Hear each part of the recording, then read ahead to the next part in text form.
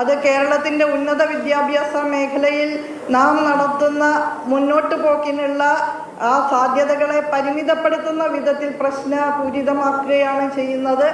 അദ്ദേഹം സെനറ്റിലേക്ക് നിർദ്ദേശിച്ച വിദ്യാർത്ഥികളൊക്കെ തന്നെ അക്കാദമിക ഗുണനിലവാരമില്ലാത്തവരാണ് എന്ന് വ്യക്തമായി കഴിഞ്ഞിരിക്കുകയാണ്.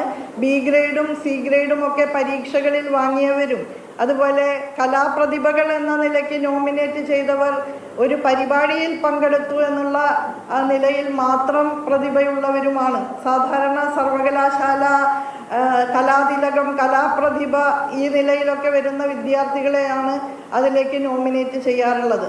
അങ്ങനെ പല നടപടികളും കാവ്യവൽക്കരണവുമായി ബന്ധപ്പെട്ട് സർവകലാശാലകളിൽ നടത്തിക്കൊണ്ടിരിക്കുകയാണ്.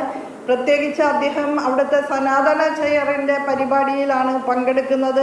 അപ്പോൾ തീർച്ചയായും RSSൻ്റെ പാളയത്തിൽ ചെന്ന് എങ്ങനെയാണ് കേരളത്തിൻ്റെ ജനാധിപത്യ അന്തരീക്ഷം, കേരളത്തിൻ്റെ സർവതല സ്പർശിയായിട്ടുള്ള വികസനം ഒക്കെ തടസ്സപ്പെടുത്തേണ്ടത് എന്ന് ഹോംവർക്ക് ചെയ്തിട്ടാണ് അദ്ദേഹം കേരളത്തിലേക്ക് വരുന്നത് എന്നുള്ളത് അത്യന്തം നിർഭാഗ്യകരമായിട്ടുള്ള ഒരു സ്ഥിതിയാണ്. കേരളത്തിൻ്റെ ഉന്നത വിദ്യാഭ്യാസ മേഖലയുടെ മുന്നോട്ടുള്ള പ്രയാണത്തിന് ഇത്തരം പ്രവർത്തനങ്ങൾ അവസാനിപ്പിക്കേണ്ടത് അനിവാര്യമാണ് എന്നുള്ള ഒരു ആവശ്യം കൂടി ഞാൻ അദ്ദേഹത്തിൻ്റെ മുന്നിൽ ഉന്നയിക്കുകയാണ്. അതോടൊപ്പം തന്നെ വിദ്യാർത്ഥികളോടും സംയമനം പാലിക്കണമെന്ന് തന്നെയാണ് അഭ്യർത്ഥിക്കാനുള്ളത്. കാരണം വളരെ ഗൂഢമായിട്ടുള്ള കൗശലപൂർവമായിട്ടുള്ള നീക്കമാണ് ചാൻസലറുടെ ഭാഗത്തുനിന്ന് ഉണ്ടാകുന്നത് എന്നുള്ളത് സുവ്യക്തമായ കാര്യമാണ്.